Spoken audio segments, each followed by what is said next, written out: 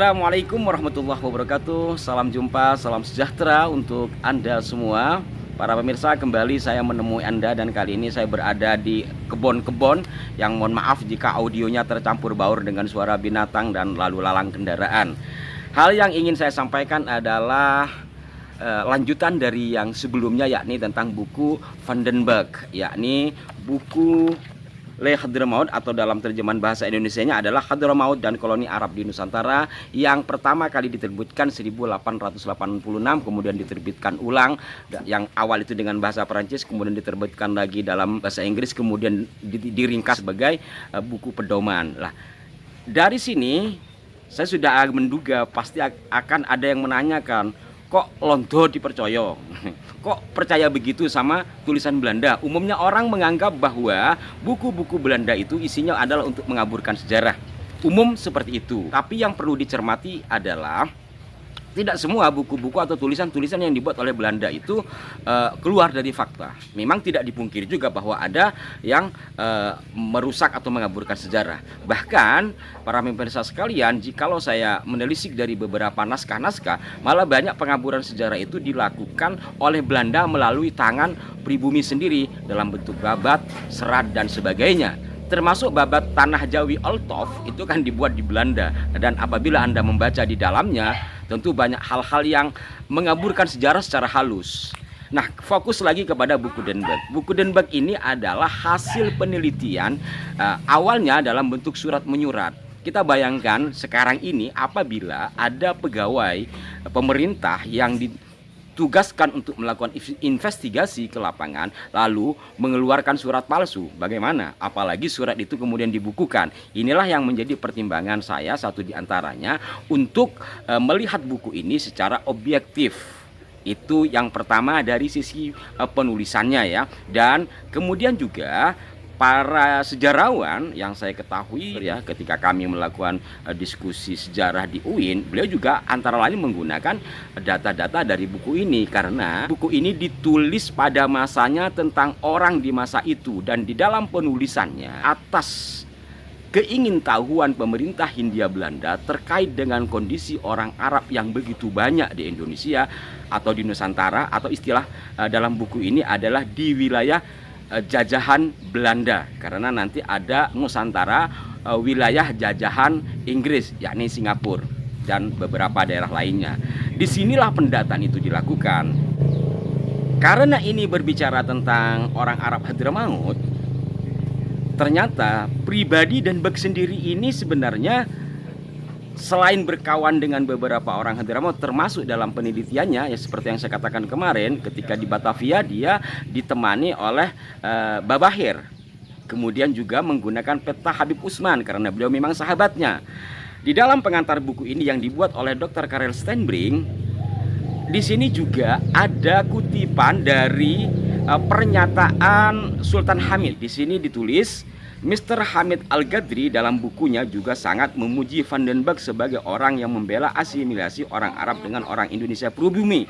Hal ini menurut Al-Ghadri berbeda dengan politik Senuk Horgronya yang menurut Al-Ghadri bersedia menerima politik perpisahan antara pribumi dengan orang Arab. Artinya ini diambil dari buku Mr. Hamid Al-Ghadri, Senuk Horgronya Politik Belanda Terhadap Islam dan Keturunan Arab, Jakarta, Sinar Harapan 1984, halaman 43 dan 67. Ini kalau maunya dilacak, benar nggak Al-Ghadri berbicara seperti itu? Artinya secara kepribadian Sultan Hamid Al-Ghadri juga respect terhadap den Bergh. Hal lain para pemirsa sekalian yang baik untuk kita cermati untuk menjaga objektivitas pemikiran kita terkait buku ini adalah pertama tadi melibatkan orang Arab, yakni dari Babahir, kemudian ada keterlibatan Habib Usman di dalam penelitiannya. Oke lah, mungkin dalam penelitian itu Habib Usman atau mungkin Babahir tadi memberikan informasi apa, ditulis apa, tidak tahu. Tetapi hasil penelitian itu kan kemudian diterbitkan menjadi buku. Buku ini diterbitkan 1886. Selain ditulis dalam bentuk bahasa Perancis, kemudian diterjemahkan ke dalam bahasa Inggris, kemudian juga buat ringkasannya juga dalam bahasa Inggris, yang otomatis pada masa itu sangat tidak mungkin Habib Usman tidak mengetahui isi buku ini. Artinya apa? Kalau memang ada penyimpangan dari apa yang dibuat oleh Denberg, logika kita Habib Usman sebagai sahabatnya memberikan teguran. Apakah kita temukan dalam kitab-kitab beliau umpamanya teguran terkait dengan buku ini atau bantahan isi buku ini dari Habib Usman, misalkan seperti masalah Thorikoh, masalah perang Banten atau geger Cilegon. Kan itu ada tanggapan dari Habib Usman terkait dengan persoalan yang ada tentang buku ini, adakah? Nah, ini kan menjadi pertimbangan begitu loh sahabatku sekalian. Dan lucunya buku ini kalau dibaca semua itu mungkin sekitar 75% atau mungkin bahkan 80% bahasanya kasar dan terkesan mendiskreditkan orang Arab. Ini mohon maaf, terkesan. Kalau saya baca pada bagian-bagian itu, mungkin Anda juga pasti tidak percaya. Masa seperti itu sih? Contoh, bagaimana, ini mohon maaf ya, satu di antara pekerjaan umum dari orang perantau Hadramaut ke Indonesia itu apa? Rente. Bahkan agak kasar di sini bagaimana cara penagihannya, lalu dibandingkan dengan orang Cina. Saya tidak baca lengkap, ini hanya gambaran. Padahal dalam penelitiannya dia ditemani oleh orang Arab. Kemudian ketika buku terbit ini, sahabat beliau Habib Usman bin Yahya masih ada. Bahkan beberapa tahun kemudian dari terbitnya buku ini, Habib Usman diangkat menjadi pegawai kantor for Inland Ziken. Sekali lagi, otomatis kalau memang buku ini menyimpang, saya rasa Habib Usman pasti akan memberikan teguran atau memberikan catatan-catatan dalam karya ini. Tapi ya nggak tahu, barangkali ada kitab yang membantah isi buku ini dari Habib Usman. Saya nggak tahu, barangkali Anda punya, monggo dikasih tahu kami di kolom komentar. Terkecuali dari bidang pekerjaan yang saya sitir sedikit tadi, saya masih melanjutkan dari yang saya ungkap kemarin pada bagian kedua, bab kedua, ciri-ciri imigran Arab. Pada paragraf kedua kemarin sudah saya sampaikan, saya lanjutkan pembacaannya, silahkan Anda cerna. Pada umumnya orang mengira bahwa sejak berabad-abad orang Arab mengunjungi Nusantara lebih sebagai da'i daripada sebagai pedagang. Apapun yang mendorong perpindahan bangsa Arab di abad-abad yang silam tidak mungkin disebutkan secara pasti. Namun saya dapat menegaskan bahwa sejak 15 tahun terakhir ini, sejak 15 tahun terakhir berarti dari tahun 1885 sesuai dengan angka penelitian, tak seorang Arab pun tiba di Batavia hanya untuk menyebarkan agama. Tak terkecuali beberapa orang Arab di Nusantara yang menggeluti ilmu atau melaksanakan tugas keagamaan. Semua yang datang dengan tujuan lain kemudian karena keadaan berganti minat ke bidang agama seperti rekan mereka yang seagama. Pemuka agama, nah ini lanjutannya. Apa yang disampaikan tadi itu sebenarnya kan sama kayak saya ke Jakarta, ujungnya saya cari nafkah gitu. Tapi alhamdulillah kemudian karena memang saya aktif di NU ketika di pondok di Jakarta dipakai juga.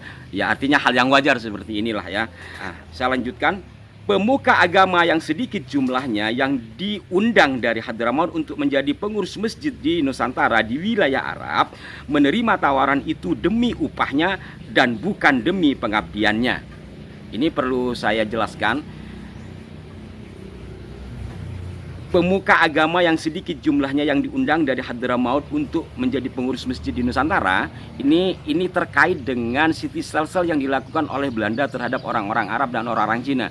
Jadi saudara-saudara kita itu ketika datang di sini dibuat koloni-koloni, kemudian koloni itu adalah sebuah kelompok, satu diantaranya ada di Pekojan, Krukut, kemudian di Surabaya itu di sekitar Ampel dan sampai ke Madura. Mereka dibatasilah tempat tinggalnya, kemudian dalam lingkup itu ada ketuanya, dan umumnya mereka kan orang-orang yang taat beragama, sedangkan mereka sini disibuk berdagang, maka mendatangkan orang dari Hadramaut untuk mengajar atau menjadi imam masjid di komplek mereka lah kalau istilah sekarang. Maka kata Denberg, kedatangan mereka untuk menjadi imam masjid atau pengajar ngaji di lingkungan Arab itu bukan karena dakwah, tapi karena upahnya. Saya pikir hal ini juga wajar ya, sampai sekarang juga begitu kan. Saya lanjutkan lagi.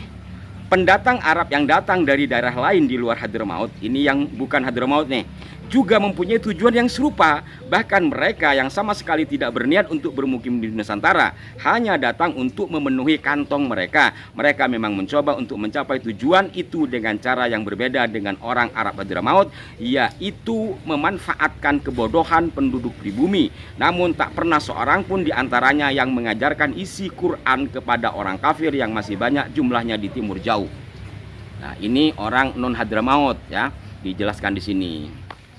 Jadi singkatnya untuk edisi kali ini para pemirsa, sekilas saja ya. Menurut saya apa yang disampaikan oleh Van den Berg ini cukup objektif. Di satu sisi dia menyampaikan sesuatu yang terjadi pada masa lalu yang berkenaan dengan mungkin dalam tanda petik keburukan-keburukan para pendatang dari Hadramaut tersebut, dan juga kebaikannya. Di antara keburukan mereka ditulis suka berperkara, baik terhadap sesama mereka, sesama pendatang, terutama antara pendatang lama dengan pendatang baru. Juga ditulis antar sayyid dengan non sayyid. Sayyid dalam hal ini adalah yang hari ini kita istilahkan dengan Habib, artinya antara Ba'alawi dengan non Ba'alawi, gitulah kurang lebih ya. Tetapi juga di sisi lain dia menginformasikan yang positif, satu diantaranya tentang Habib luar Batang ya, Abu Bakar Al-Idrus yang di luar Batang sana. Kenapa? Karena Den Berg ketika menulis itu, beliau sudah wafat, dia hanya mendengar cerita lalu ditulis. Intinya positif lah, bagus gitu. Dan ketika menceritakan Habib Abdurrahman Az-Zahir yang di Aceh, ditulis juga. Dan saya tidak perlu ungkap di sini, ini mungkin sudah ada bagiannya. Bagaimana dalam buku ini bahwa satu di antara penyebab kekalahan perang Aceh ya gara-gara beliau lah gitu. Tapi saya tidak ungkap di sini. Saya hanya memberikan gambaran bahwa di dalam buku ini yang buruk ditulis, yang baik ditulis. Namanya juga penelitian untuk mengetahui kondisi sebenarnya pada saat itu yang dilaporkan kepada pemerintahan, kepada gubernur jenderal yang berada di Hindia Belanda, yang otomatis dari gubernur jenderal ini kan pasti sampai kepada ratunya yang di Belanda sana. Kalau sampai terjadi kebohongan, Van den Berg bisa kena hukum toh.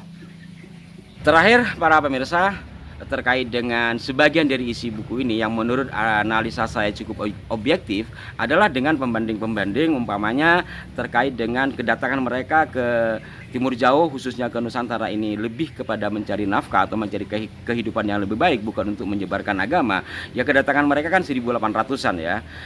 Ini yang disebut 1800 atau mungkin pertengahan dan akhir abad 18 dan awal abad 19 ini puncak kedatangan mereka yang ribuan jumlahnya. Jadi menghitung dari sini, anggaplah abad 18 1700. Bagaimana mungkin kita logikanya dia menyebarkan Islam ke Nusantara, karena Islam sudah sangat berkembang toh. Apalagi di Aceh umpamanya, kita melihat Aceh pada abad 14 sampai 13 sudah dicatat. Ini apabila kita mengambil catatan yang bersifat internasional. Dalam buku Rihlah Ibnu Battuta sudah dijelaskan ketika beliau mengelilingi dunia untuk sampai ke Cina, melewati India, kemudian ke Aceh. Di situ dijelaskan oleh Ibnu Battuta bertemu dengan Sultan Malikus Zahir, putra dari Malikus Saleh yang taat beragama, bermadhab Syafi'i dan dicintai oleh rakyat. Ini setting peristiwa pada masa itu kan sudah sangat luar biasa tentang keislaman. Sementara kalau untuk Pulau Jawa dan seterusnya sampai ke Kalimantan, sejak masa era Wali Songo kita sudah punya kerajaan Islam, apalagi nanti kebelakangan. Dan ini juga kita bisa bandingkan umpamanya dengan buku-buku penelitian terbaru seperti yang diterbitkan oleh Islamic Center Jakarta. Anda bisa lihat sendiri buku Genealogi Ulama Betawi. Siapa penyebar Islam di Betawi khususnya. Di situ antara lain disebutkan oleh Ridwan Saidi dan para pembicara yang lain, keislaman di Batavia itu berangkat dari Syekh Kuro. Syekh Kuro menurut beliau itu dari Kamboja. Nah, ada nanti juga bilang yang dari Cempa. Cempa ini ada dua pendapat. Ada yang mengatakan Cempa ini yang di Kamboja, ada yang mengatakan Cempa ini yang Jempa di Aceh. Wallahu alam yang mana. Tapi umum para penulis sejarah menilai Cempa itu adalah yang sekarang ada di antara Vietnam dan Kamboja. Artinya keislaman yang ada di Batavia ini berawal dari kedatangannya Syekh Kuro yang ada di Karawang, kemudian dilanjutkan oleh murid-muridnya sampai nanti dilanjutkan juga oleh ulama-ulama dari Cirebon, kemudian dari Demak sampai pada masa Syekh Junid Al-Batawi. Dari perbandingan-perbandingan ini bisa diterima oleh logika kita bahwa mereka datang ke Nusantara memang murni untuk mencari cincin Nabi Sulaiman. Perkara akhirnya melakukan dakwah di lingkungan mereka seperti yang dikatakan tadi, karena memang ya bagian dari profesi. Dan ini tidak perlu dipersoalkan. Dan mungkin kita semua hari ini sama seperti itu. Kita fair saja. Tetapi jangan lantas juga seperti yang ada di video-video bahwa enjit-enjit ani datang ke Nusantara untuk berdakwah. Lihat dulu bos buktinya. Demikian para pemirsa, mohon maaf jika ada kekeliruan dari apa yang saya sampaikan. Mudah-mudahan masih ada titik manfaat dari uraian ini. Sampai jumpa. Wassalamualaikum warahmatullahi wabarakatuh.